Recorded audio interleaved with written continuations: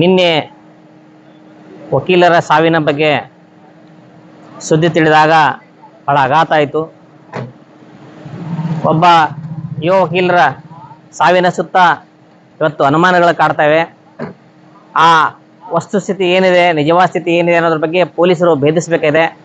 ಖಂಡಿತವಾಗಿ ಪೊಲೀಸರು ಸತ್ಯಾಸತ್ಯವನ್ನು ಭೇದಿಸ್ತಾರೆ ಅಂತಕ್ಕಂಥ ವಿಶ್ವಾಸ ನಮ್ಮ ವಕೀಲರ ಸಂಘಕ್ಕಿದೆ.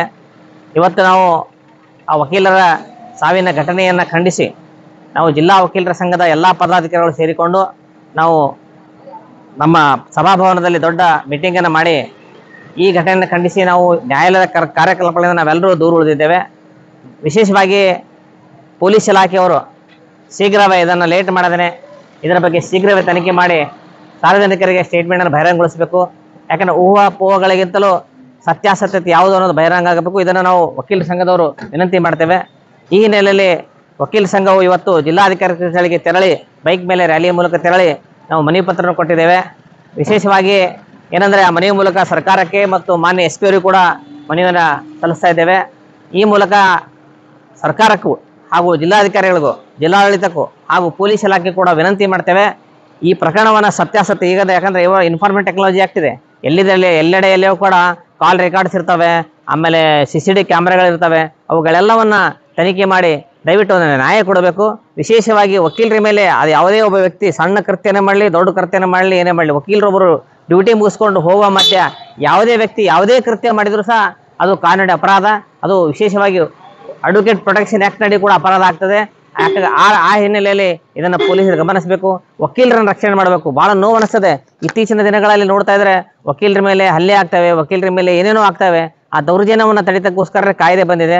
ಆ ಹಿನ್ನೆಲೆ ಆ ಕಾಯ್ದೆ ಬಗ್ಗೆ ಮತ್ತು ವಿಶೇಷವಾಗಿರ್ತಕ್ಕಂಥ ಹೊಸ ಕಾಯ್ದೆ ಪ್ರಕಾರ ಏನೇನು ಆ್ಯಕ್ಟ್ಗಳು ಅಪ್ಲೈ ಆಗ್ತಾವೆ ಅವೆಲ್ಲವನ್ನು ಅಪ್ಲೈ ಮಾಡಿ ಯಾರು ಆರೋಪಿಗಳಾದರೋ, ಯಾರು ತಪ್ಪಿತಸ್ಥರಾದರೋ ಅವ್ರನ್ನ ಶಿಕ್ಷೆ ಕೊಡಿಸ್ತಕ್ಕಂಥ ಕೆಲಸವನ್ನು ಪೊಲೀಸ್ ಇಲಾಖೆಯವರು ತನಿಖೆ ಮಾಡಬೇಕು ಅಂತಕ್ಕಂಥ ವಿನಂತಿ ಮಾಡ್ತೇವೆ. ಮತ್ತು ನಾವ್ಯಾರು ವಕೀಲ ಸಂಘದ ನಿರ್ಣಯ ಮಾಡಿದ್ದೇವೆ ಇವತ್ತು ಏನಪ್ಪ ಅಂದರೆ ಯಾರು ಆ ವಕೀಲರ ಮೇಲೆ ಮಾಡಿರ್ತಕ್ಕಂಥ ಯಾವುದೇ ಸಣ್ಣ ಕೃತ್ಯ ಇರಲಿ, ದೊಡ್ಡ ಕೃತ್ಯ ಇರಲಿ, ಯಾರೇ ಮಾಡಿದರೂ ಸಹ ಅದನ್ನು ನಾವು ಅವರ ಪರವಾಗಿ ವಕಾಲತ್ತು ವಹಿಸುವುದಿಲ್ಲ ಅಂತಕ್ಕಂಥ ಒಂದು ತೀರ್ಮಾನವೂ ಕೂಡ ನಾವು ಮಾಡಿದ್ದೇವೆ. ಆ ಹಿನ್ನೆಲೆಯಲ್ಲಿ ಒಕ್ಕೂರಿನ ಇಡೀ ಎಲ್ಲ ವಕೀಲರ ಸಂಘದ ಸದಸ್ಯರು ಸೇರಿಕೊಂಡು ಮಾಡಿದ್ದೇವೆ. ಆ ಹಿನ್ನೆಲೆಯಲ್ಲಿ ಶಾಂತಿಯುತ ನಾವು ಪ್ರತಿಭಟನೆ ಮಾಡಿದ್ದೇವೆ, ಶಾಂತಿಯುತವಾಗಿ ಮನವಿ ಮಾಡಿದ್ದೇವೆ. ಹೀಗೆ ಶಾಂತಿಯುತ ಮಾಡ್ತೇವೆ. ಅದರಿಂದ ಈ ಶಾಂತಿಯುತ ಹೋರಾಟಕ್ಕೆ ಸರ್ಕಾರ ಸ್ಪಂದಿಸಬೇಕು ಅಂತಕ್ಕಂಥ ನಮ್ರವಾದ ಮನವಿ ಮಾಡಿ ನಿಜವಾದ ಯಾರ್ಯಾರು ಆರೋಪಿಗಳಿದಾರ, ತಪ್ಪಿತಸ್ಥರದಾರ ಅವ್ರು ದೌಡ್ ತನಿಖೆ ಮಾಡಿ ಅವ್ರನ್ನ ಬಂಧಿಸಬೇಕು. ಆ ಬಂಧನ ಮಾಡಿ ವಿಷಯವನ್ನು ಸಾರ್ವಜನಿಕ ಬಹಿರಂಗಗೊಳಿಸಬೇಕು ಅಂತ ವಿನಂತಿಸ್ತೇನೆ. ನಮಸ್ಕಾರ. ಅಲ್ಲ, ಏನು ಘಟನೆ ಆಗಿದೆ ಅನ್ನೋದ್ರದ್ದು ಪೊಲೀಸರು ಹೇಳಬೇಕು, ನಾವಲ್ಲ. ಈ ಊಹಾಪೋಹಗಳು ಆಯಾ ಸೋಷಿಯಲ್ ಮೀಡಿಯಾದಲ್ಲಿ ಒಂದು ಬರ್ತಾ ಇದೆ, TV ಮೀಡಿಯಾಗಳು ಒಂದು ಬರ್ತಾ ಇದೆ, ಪತ್ರಿಕೆಗಳಲ್ಲಿ ಒಂದು ಬರ್ತಾ ಇದೆ. ಈಗ ನಾವು ಕೂಡ ಥರ್ಡ್ ಪರ್ಸನ್ಸ್. ನಾವೆಲ್ಲ ಏನಂದ್ರೆ ನಾವು ವಕೀಲರಂದ್ರೆ ನಮ್ಮ ಸಮೂಹದ ಆದಮೇಲೆ ನಮ್ಗೆ ಗೊತ್ತಾಗಿರೋದು. ಆ ಹಿನ್ನೆಲೆ ಏನಾಗಿದೆ ಅನ್ನೋದ್ರ ಬಗ್ಗೆ ಯಾರು ಹೇಳಬೇಕು? ತನಿಖಾಧಿಕಾರಿಗಳು ಹೇಳಬೇಕು. ಖಂಡಿತವಾಗಿ ತನಿಖೆ ಮಾಡ್ತಾರೆ ಅಂತಕ್ಕಂಥ ವಿಶ್ವಾಸ ಇದೆ. ಆ ಹಿನ್ನೆಲೆಯಲ್ಲಿ ಯಾವುದೇವಾಗಿ ನಾವು ವಕೀಲರ ಸಂಘ ಇಷ್ಟೇ ನ್ಯಾಯವಾಗಿರೋದನ್ನ ತನಿಖೆ ಮಾಡಬೇಕು, ನ್ಯಾಯವಾಗಿರೋ ತನಿಖೆ ಮಾಡಿ ಸಾರ್ವಜನಿಕ ಬಹಿರಂಗಗೊಳಿಸಬೇಕು ಅಂತಕ್ಕಂಥ ವಿನಂತಿ ಮಾಡ್ತೇವೆ. ನಮಸ್ಕಾರ. ಮಲ್ಲಿಕಾರ್ಜುನ್ ರಂಗಿಮಠ್, ಹಿರಿಯ ವಕೀಲರು, ವಿಜಯಪುರ. ಇಂದು ವಿಜಯಪುರದಲ್ಲಿ ದಿನಾಂಕ 8/8/2024 ರವಿಕುಮಾರ್ S ಮೇಲಿಕೇರಿ ಸಾಕಿನ್ ಅಗರಿಕೇಡಿ ಇವರ ದುರ್ಘಟನೆಯನ್ನು ಖಂಡಿಸಿ ಇವತ್ತು ನಮ್ಮ ವಕೀಲರ ಸಂಘದಲ್ಲಿ ಇವ್ರ ವಿರುದ್ಧ ಯಾರೇ ಜಾಮೀನು ಹಾಕಿದ್ರು ಈ ಜಾಮೀನು ಯಾರು ವಕೀಲರು ಹಾಕ್ಬಾರ್ದು ಅಂತೇಳಿ ಫಸ್ಟ್ಗೆ ನಿರ್ಣಯ ಮಂಡಿಸಲಾಯಿತು. ಸದರಿ ನಿರ್ಣಯಕ್ಕೆ ನಮ್ಮ ಎಲ್ಲ ಹಿರಿಯ ಮತ್ತು ಕಿರಿಯ ನ್ಯಾಯವಾದಿಗಳಿಗೆಲ್ಲ ಒಪ್ಪಿಕೊಂಡು ಯಾರೂ ಜಾಮೀನು ಹಾಕ್ಲಾರ ನಾವು ನೋಡ್ಕೋತೇವೆ. ಅದೇ ರೀತಿ ನಮ್ಮ ಈ ಕಾರ್ಯಕಲಾಪಗಳಿಂದ ಇವತ್ತಿನ ದಿವಸ ನಾವು ದೂರ ಉಳಿದೆವು. ಇದು ಕೋರ್ಟ್ ಕಲಾಪಗಳಿಂದ ದೂರ ಉಳಿದು ಇವತ್ತು ಜಿಲ್ಲಾಧಿಕಾರಿಗಳಿಗೆ ನಮ್ಮ ಮನವಿಯನ್ನು ಕೊಟ್ಟು ಅದೇ ರೀತಿ ವರಿಷ್ಠಾಧಿಕಾರಿಗಳಿಗೆ, ಪೊಲೀಸ್ ವರಿಷ್ಠಾಧಿಕಾರಿಗಳಿಗೆ ಇವರಿಗೂ ಮನವಿ ಕೊಟ್ಟಿರ್ತೇವೆ. ಆದ ಕಾರಣ ಈ ಘಟನೆಯ ಸೂಕ್ತಾಸ್ಪೃತ್ಯತೆಯಿಂದ ಸತ್ಯಾಂಶ ಹೊರಬರುತ್ತಾನ ಇದು ಕಂಡುಹಿಡಲಿ ಪೊಲೀಸ್ ಅಧಿಕಾರಿಗಳು ಅಂತೇಳಿ ಇವತ್ತು ನಾವು ಮನವಿ ಕೊಟ್ಟಿದ್ದೆವು. ಹೀಗಾಗಿ ಪರ್ಫೆಕ್ಟಾಗಿ ಯಾವ್ದು ಐಡಿಯಾ ಇಲ್ಲ. ಆ ಸೂಕ್ತ ತನಿಖೆ ಮಾಡೋದ್ರಿಂದ ಅದು ಘಟನೆ ಏನು ಅನ್ಬೋದು ಕಂಡು ಬರ್ತದೆ. ಇವತ್ತು ಯಾಕೆ ಇದು ಕಾರ್ಯಕಲಾಪ ದೂರ ಉಳಿದೆ ಅಂದ್ರೆ ಒಬ್ಬ ಯುವ ವಕೀಲ, ಆ ವಕೀಲರು ಇದೇ ಟೈಮ್ ಇದೆ ಘಟನೆ ಅವ್ರದ್ದು ಏನೇ ವೈಯಕ್ತಿಕ ಇರ್ಲಕ್ಕ, ಆ ವಕೀಲರಿಂತ ಅನಾಹುತ ಘಟನೆ ನೋಡಿದ್ರೆ ಅದು ಒಂದು ಟೈಪ್ ಇದು ಒಂದು ಚಿತ್ರ ವಿಷಯ ಅನುಮಾನಾಸ್ಪದ ಅನ್ನಿಸ್ತದೆ. ಹೀಗಾಗಿ ಆ ಘಟನೆ ಸತ್ಯಾಸತ್ಯ ಹೊರಗೆ ಬರೋ ಸಂಬಂಧ ನಾವು ಕೋರ್ಟ್ ಕಾರ್ಯಕ್ರಮ ದೂರ ಉಳಿದೆವು. ಈ ಗಣಿ ಇದರಿಂದ ಬಸವನಗರದಿಂದ ಇಲ್ಲಿ ಗಾಡಿ ಆಕ್ಸಿಡೆಂಟ್ ಆಗಿದೆ. ಯಾಕಂದ್ರೆ ನಾವು ನೋಡಿದ್ರೆ ಗಾಡಿ ಆಕ್ಸಿಡೆಂಟ್ ಆಗಿ ಆ 3 ಕಿಲೋಮೀಟರ್ ತನಕ ಗಾಡಿ ಬೌಡಿ ಹ್ಯಾಂಗ್ ಕುಂದಿರ್ತದ ಅದು ನಮ್ಗೆ ಒಂಡ್ರಾಗ್ಯದ. ಇದು ಏನಾಗ್ಬಿಟ್ಟದ ಗಾಡಿಗೆ ಹತ್ತಿನ ಆಕ್ಸಿಡೆಂಟ್ ಆದ್ರೆ ಯಾರೇ ಆಕ್ಸಿಡೆಂಟ್ ಆದ್ರೂ ಅಲ್ಲಿ ಗಾಡಿ ತರುಪ್ತಾರ, ಸ್ಟಾಪ್ ಮಾಡ್ತಾರ. ಇದು ಅಲ್ಲಿಂದ ಎಳ್ಕೊಂಡು ಹೋಗಿ ಅದು ಇದು ಯಾವ್ದು ನಮ್ಮ ಮೆಡಿಕಲ್ ಕಾಲೇಜ್ ಅಲ್ಲ, ಆಯುರ್ವೇದಿಕ್ ಮೆಡಿಕಲ್ ಕಾಲೇಜಿನ ತೊಗೊಂಡು ಮನ್ಗೋಳಿ ಕಾಲೇಜ್ ಹೋಗಿ ಸ್ಮಶಾನ ಬಲ್ಲಿ ಹೋಗೋದಾರ. ಇದು ನಮ್ಗೆ ಸಮಸ್ಯೆ ಬಂದದ. ಈ ಘಟನೆ ಹಿಂಗೆ ಆಗೋದ್ರಿಂದ ಸಮಸ್ಯೆ ಬಂದದ. ಆ ಉದ್ದೇಶಕ್ಕಾಗಿ ನಾವು ಇದು ಕಾರ್ಯಕ್ರಮ ದೂರ. ಅದೇ ರೀತಿ ಈ ಇನೋವಾ ಗಾಡಿ ಅದಲ್ಲ, ಇನೋವಾ ಗಾಡಿಗೆ ಇದು ಇಲ್ಲ, ನಂಬರ್ ಇಲ್ಲ. ನಾವು ವಿಡಿಯೋ ನೋಡ್ಲಕ್ಕ ಇದು ಫುಟೇಜ್ ನೋಡ್ಲಕ್ಕಾಗಿ ಯಾವ್ದು ನಂಬರ್ ಇಲ್ಲ, ಹಿಂದೂ ಇಲ್ಲ ಮುಂದೂ ಇಲ್ಲ. ಏನೋ ಬ್ಲಾಕ್ ಆಗತ್ತಂತಂದ್ರು ನಮ್ಮ ವಕೀಲರ ಹೇಳ್ತಿರ. ಅದನ್ನ ನೋಡೇವು ಆಲ್ರೆಡಿ ಸ್ಪಾಟ್ಗೆ ಹೋದಾಗ. ಈರಣ್ಣ ಜಿ ಚಾಕ್ಷೆಟ್ಟಿ, ವಿಜಯಪುರ ವಕೀಲ ಸಂಘದ ಅಧ್ಯಕ್ಷರು. ನಿನ್ನೆ ಸಾಯಂಕಾಲ ಸುಮಾರು 5:30 ಗಂಟೆಗೆ ಸಂಭವಿಸಿದ ಅತ್ಯಂತ ಅನುಮಾನಾಸ್ಪದ ಸಾವು ಯುವ ನ್ಯಾಯವಾದಿ ರವಿ ಮೇಲಿನಕೆರೆ ಇವರ ಸಾವು ಸಂಭವಿಸಿದೆ. ಇದರಲ್ಲಿ ಅನೇಕ position of the body, nature of the body and type of C injury, ಯಾವ ಥರ ಗಾಯಗಳಾಗಿದೆ ಮತ್ತು ಅದು ನಂಬರ್ ಪ್ಲೇಟ್ ಇಲ್ಲದೆ ಇರೋ ವೆಹಿಕಲ್ಲು ಆಕ್ಸಿಡೆಂಟ್ ಮಾಡಿದ್ದು, ಅನೇಕ ಪುರಾವೆಗಳನ್ನು ಗಮನಿಸಿದಾಗ ಇದು ಸರಳ ಸಾವು ಅಲ್ಲ, ಇದು ಸಿವಿಲ್ ಸಾವು ಅಲ್ಲ, ಇದು MEC ಸಾವು ಅಲ್ಲ, ಕ್ರಿಮಿನಲ್ ಸಾವು ಆಗಿರ್ಬೋದು ಅಂತ ಅತ್ಯಂತ ನಾವು ಖಂಡಿಸಿ ಇದನ್ನು ಅನುಮಾನಾಸ್ಪದವನ್ನು ನಾವು ಪಟ್ಟು ಇದನ್ನು ನೊಂದ ಹೃದಯದಿಂದ ನಾವು ಜಿಲ್ಲಾಧಿಕಾರಿಗೆ ಒಂದು ಮನವಿಯನ್ನು ಕೊಟ್ಟು, ಈಗ ಜಿಲ್ಲಾ ಪೊಲೀಸ್ ವರಿಷ್ಠಾಧಿಕಾರಿಗಳಿಗೆ ಮನವಿಯನ್ನು ಕೊಟ್ಟು ಇವತ್ತು ನಾವು ಶಾಂತಿಯಿಂದ ಪ್ರತಿಭಟನೆಯನ್ನು ಮಾಡಿದ್ದೀವಿ. ಯಾವುದೇ ಕೋರ್ಟ್ ಕಲಾಪಗಳನ್ನು ನಾವು ಇವತ್ತು ಮಾಡಿಲ್ಲ, ಅದರಿಂದ ದೂರ ಉಳಿದಿದ್ದೀವಿ. ಮತ್ತೇನಿದೆ, ಇನ್ಯಾರೋ ಅಕಸ್ಮಾತ್ ಅದು ಮರ್ಡರ್ ಅಂತ ಆಗಿದ್ರೆ ಅದ್ರ ಬಗ್ಗೆ ಸೂಕ್ತ ತನಿಖೆಯನ್ನು ಪೊಲೀಸ್ ಅಧಿಕಾರಿಗಳು ಒಪ್ಪಿಗೆ ಕೊಟ್ಟಿದ್ದಾರೆ, ನಮಗೆ ಭರವಸೆಯನ್ನು ಮೂಡಿಸಿದ್ದಾರೆ. ಅವ್ರ ಮೇಲೆ ನಮಗೂ ನಂಬಿಕೆ ಇದೆ. ಯಾಕಂದರೆ ರಕ್ಷಣೆ ನಮಗೂ ಬೇಕು, ಅವ್ರಿಗೆ ಎಲ್ಲರಿಗೂ ಬೇಕು, ಕಾಮನ್ ಪೀಪಲ್ಗೂ ಬೇಕು. ಆದರೆ ಆ ಥರ ತನಿಖೆಯಾಗಿ ಅದು ಅದೇ ರೀತಿ ಸಾವು ಅಂತ ಸಂಭವಿಸಿದಾಗ ಅದಕ್ಕೆ ಸಂಬಂಧಪಟ್ಟಂಥದ್ದು ಯಾರೇ ಅಕ್ಯೂಸ್ಡ್ ಅವನು ಕೋರ್ಟಿಗೆ ಬಂದು ಏನು ಕೇಸನ್ನು ಫೈಲ್ ಮಾಡುವಾಗ ಯಾವುದೇ ವಕೀಲರು ವಕಾಲತ್ತನ್ನು ವಹಿಸೋದಿಲ್ಲ ಅಂತ ಒಕ್ಕೂರಿನ ನಿರ್ಧಾರವನ್ನು ತಗೊಂಡಿದ್ದೇವೆ. ಇದು ಒಗ್ಗಟ್ಟಿನ ಮಂತ್ರ, ರಾಜ್ಯಾದ್ಯಂತ ನಡೀತಾ ಇದೆ. ಇದು ಎಲ್ಲೇ ನಡೆದರೂ ನಾವು ವಕೀಲರಿಗೆ ಅವಮಾನ ಆಗಲಿ, ವಕೀಲರ ಸಾವನ್ನು ಅದು ಅನ್ಯಾಚುರಲ್ ಆಗಿತ್ತಂದರೆ, ಅದು ನಮ್ಮ ಮನಸ್ಸಿಗೆ ಸ್ವಾಭಿಮಾನವನ್ನು ಕೆಣಕಿತ್ತಂದರೆ we cannot satisfied for the incomplete justice. We want complete justice. ನನ್ನ ಹೆಸರು ಡಾಕ್ಟರ್ SR ತಳವಾಡ್ ಪಾಟೀಲ್ ಅಂತ, ಮ್ಯಾನೇಜ್ಮೆಂಟ್ ಕಮಿಟಿ ಮೆಂಬರು, ವಿಜಯಪುರ ಜಿಲ್ಲಾ ವಕೀಲರ ಸಂಘ. ನಿನ್ನೆ ನಡೆದ ಒಂದು ಇನ್ಸಿಡೆಂಟ್, ನಮ್ಮ ರವಿ ಮೇಲಿನ ಮನಿ ಏನೈತಿ ಆ ಒಂದು ಇನ್ಸಿಡೆಂಟ್ ನಮ್ಮ ವಕೀಲರಲ್ಲಿ ಏನೈತಿ ಅಪಾರ ಒಂದು ಭಯವನ್ನು ಹುಟ್ಟಿ ಮಾಡಿದ. ಯಾಕಂದ್ರೆ ಅವರು ಒಂದು ಆಕ್ಸಿಡೆಂಟ್ ಆಗಿದ್ದು ನೋಡಿದ್ರೆ ಏನೋ ಒಂದು ಇಂಟೆನ್ಷನಲ್ಲಿ ಮಾಡ್ಯಾರ ಅಂತ ಅನ್ಸಾಕತೈತಿ. ಅದಕ್ಕೆ ಅವರು ಸಾವೇ ಒಂದು ಭಯ ಹುಟ್ಸ್ಯಾರ ನಮ್ಮ ವಕೀಲರಿಗೆ. ಯಾಕಂದ್ರೆ ವಕೀಲರ ರಕ್ಷಣೆ ಇಲ್ದಂಗೆ ಆಗ್ಯದ. ಅದಕ್ಕೆ ನಾವು ಪೊಲೀಸರಿಗೆ ಮತ್ತು DC ಇವತ್ತು ಏನು ಮನವಿ ಮಾಡಾಕತ್ತೀವಿ ಅಂದ್ರೆ, ನಮ್ಮ ವಕೀಲರಿಗೆ ರಕ್ಷಣೆ ಆಗಬೇಕು, ಅಲ್ಲಿಂದ ಸೂಕ್ತವಾದ ತನಿಖೆ ಆಗಬೇಕು. ಎಲ್ಲ ಅಧೀನದಲ್ಲಿ ಎಲ್ಲ ಒಂದು ಗ್ರೌಂಡ್ ಲೆವೆಲ್ನಾಗ ಈ ರೀತಿ ತನಿಖೆ ಆಗಬೇಕು. ಅದು ಏನು ಉದ್ದೇಶಪೂರ್ವಕ ಮಾಡ್ಯಾರೋ, ಏನು ಆಕ್ಸಿಡೆಂಟಲ್ ಡೆತ್ ಆಯಿತು, ಅದನ್ನೇನೈತಿ ಟೆಕ್ನಿಕಲಿ ಪೊಲೀಸರು ಮತ್ತು ಜಿಲ್ಲಾಧಿಕಾರಿಗಳು ಸೂಕ್ತವಾದ ತನಿಖೆ ಮಾಡಿ ನಮ್ಮ ವಕೀಲರಿಗೆ ನ್ಯಾಯ ಕೊಡಿಸ್ಕೊಡ್ಬೇಕಂತ ನಾವು ಇವತ್ತು ಮನವಿ ಕೊಡಕ್ಕೆ ಬಂದೆವು. ನಮ್ಮ ಎಲ್ಲ ಕಾರ್ಯಕಲಾಪಗಳು ನಾವೆಲ್ಲರೂ ದೂರ ಹೋದೆವು. संगमेश कब्बीन आता है। कल जो शाम में जो इंसिडेंट हुआ है हमारे वकील के ऊपर, जो एक्सीडेंट हुआ है करके अभी तक जानकारी मिल रही है, वो जो एक्सीडेंट जो देखा है वो डेड बॉडी को और जब वहाँ स्पॉट को वो एक्सीडेंट नहीं लग रहा, क्योंकि एक कार आके विदाउट नंबर प्लेट कूलिंग की कार आके उसके टकरा के वकील को 2 किलोमीटर तक उसके कुछ ऐसा प्लान क्या भी उससे क्या बंध के लेके गए हैं, क्या कुछ क्या करके ले गए, नहीं सर 2 किलोमीटर तक उसकी बॉडी क्या है इसमें सपड़ी है कार में। इसलिए हमारा ना क्या डाउट आ रहा है, इसके ये मर्डर है, इंटेंशन से किया गया है ये मर्डर। इसलिए हमें हमारे SP साहब, बीजापुर के SP साहब को या फिर DC साहब को तनिखे करने के वास्ते आज मेमोरेंडम दिए हैं। सर क्या आपके वकील एसोसिएशन की ओर से भी क्या कंप्लेंट करना होगी क्या आप इस केस को लेकर?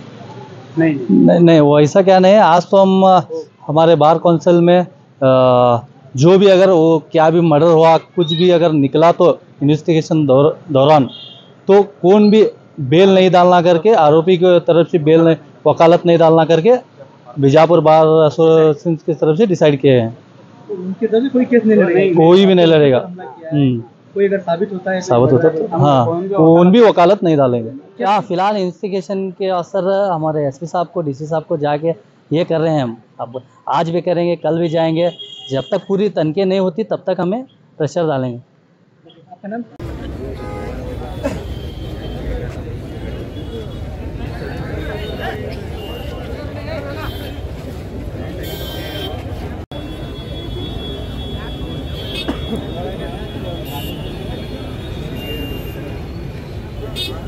हमारा भी क्या है, अभी वो पूरा करना था, अभी वो करना था, अभी नहीं, अभी वो जस्ट रवि मत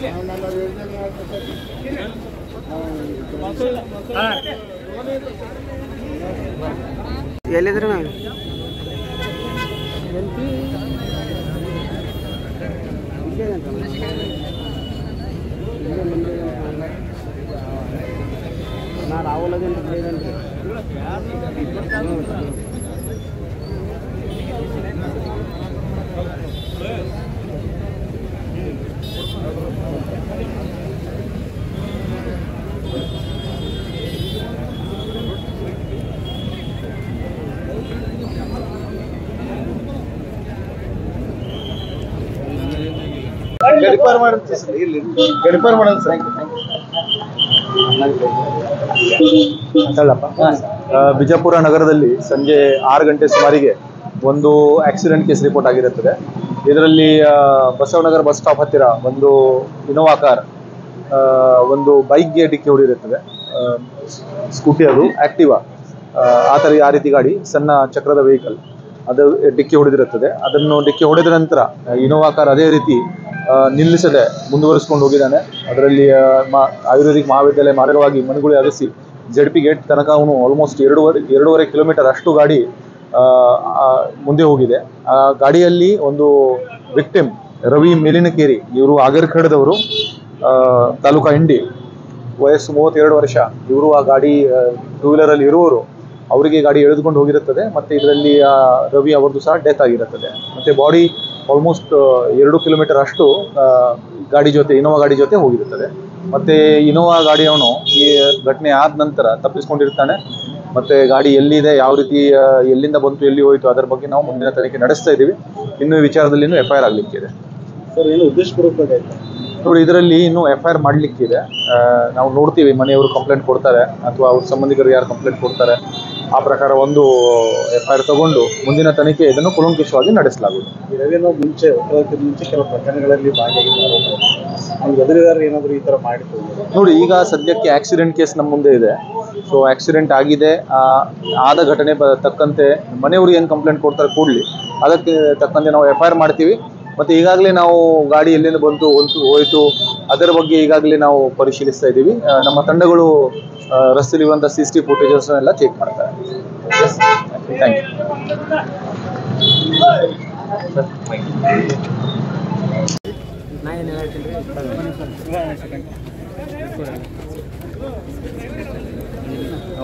ಸರ, ನಾ ಬರಾತಿದ್ದೆ ರೀ, ಶೀಟ್ ಹಾಕೊಂಡು ಬರೋರಿ. ನಾನು ಒಬ್ಬ ರೈತನ ಮಗ ರೀ. ನಾ ಶೀಟ್ ಹಾಕೊಂಡು ಬರೋರಿ. ನಾ ಪೂರ್ತಿಯ ನೋಡಿರಿ. ಅವ್ರು ಇಲ್ಲಿ ಪಿಡಿಜೆ ಒಳಗೆ ಏನು ಕ್ರಾಸ್ ಇದೆ, ಪಿಡಿಯೋ ಕ್ರಾಸ್ ಮೇಲೆ ಬರ್ತದೆ ನೋಡ್ರಿ, ಹಿಂಗೆ ತೆಗಡೆಗೆಲ್ಲ ಇದು ಅಲ್ಲಿ ಬರಾತಿದ್ರಿ. ಇವ್ರು ಒಳಗೆ ಸಿಕ್ಕೊಂಡಿದ್ರು. ನಾ ಅವ್ರಿಗೆ ಹರ್ನ ಹೊಡೆದೆ ರೀ. ಅವ್ರು ನೋಡಲಿಲ್ಲ. ನನ್ನ ಗಾಡಿಯ ಪ್ಯಾಸೆಂಜರ್ ಇದ್ದು ನಾ ಗಾಂಧಿ ಚೌಕ್ ಹೋದ್ರಿ ಸರ್. ಗಾಂಧಿ ಚೌಕ್ ಹೋಗಿ ಬರೋದು ಹೊಳ್ಳಿ ಬಂದು ನಾ ಶೀಟ್ ಹಾಕಿ ಮಳೆ ಬಂತು ನೋಡ್ರಿ. ಆಗಲೇ ಆ ಮಳಿಗೆ ಬರೋದಕ್ಕೆ ಮುಂಚೆ ಆಗಿದ್ರಿ ಇದು. ನಾವು ಹೋದೆ ರೀ. ಹೋಗ್ರಾಗ ಹೊಳ್ಳಿ ಬರೋವಾಗ ನಾ ಶೀಟ್ ಹಾಕೊಂಡು ಹೊಳ್ಳಿ ಬರೋದು ಇವ್ರು ಬಿದ್ದಿದ್ರು. ನಾ ಆಗಾಳಿ ನೋಡಿದ್ದೀವಲ್ಲಪ್ಪ ಅಂತ ನಾನು ಗಾಡಿ ಸೈಡ್ ಹಾಕಿಸಿ ಇಷ್ಟೇ ನಿಂತಿದ್ದು ಸರ್. ಇಷ್ಟೇ ಗೊತ್ತೈತೆ, ಇದಕ್ಕೆ ಹೆಚ್ಚಿಗೆ ಏನು ನೋಡಿಲ್ಲ ಬೇರೆ ಸರ್. ಗಾಡಿ ಯಾವುದಿತ್ತು? Innova car sir. ಅದಕ್ಕೆ ನಂಬರ್ ಪ್ಲೇಟ್ ಇರಲಿ, ಹಿಂದೂ ಇಲ್ಲ ಮುಂದೆ ಇರಲಿ. ನೀವು ಹೇಳಿದ್ದೀನಿ ನಮ್ಮ ಡ್ರೈವರ್ಗೆ ಸರ್ ಇಲ್ಲ ಹರ್ನ ಹೊಡೆದಿರಿ. ಬಟ್ ಅವ್ನು ಒದ್ರೂ ಒದರಿದೆ ರೀ. ನಾನು ಸ್ಪೀಡ್ ಇದ್ದಾರೆ. ಅವನು ನೋಡ್ಲಿಲ್ಲ ರೀ ಅವರು. ನಾನು ಗಾಡಿ ಒಳಗೆ ಪ್ಯಾಸೆಂಜರ್ ಇದ್ದು ರೀ. ನಾ ಹಂಗೆ ಸೀದಾ ಗಾಡಿ ಚೌಕಿ ಹೋಗಿ ಹೊಳ್ಳಿ ಬರೋದು ಇಲ್ಲಿ ಬಾಡಿ ಬಿದ್ದಿತ್ತು ರೀ. ಒಂದು ಕೇಸಿ ನನ್ನ ಗಾಡಿ ಸೈಡ್ ಹಾಕಿಸಿ ನಾ ಇಲ್ಲಿ ಇದಕ್ಕೆ ಹೆಚ್ಚಿಗೆ ನಿಮ್ಮ ಹೆಸರು? ತಿಪ್ಪಣ್ಣ. ಯಾವ ಬಸವನ ಬಗೆಟ್ ತಾಲೂಕು ಬ್ಯಾಕೋಡ್ ಊರು. जाफर सुतार एडवोकेट जाफर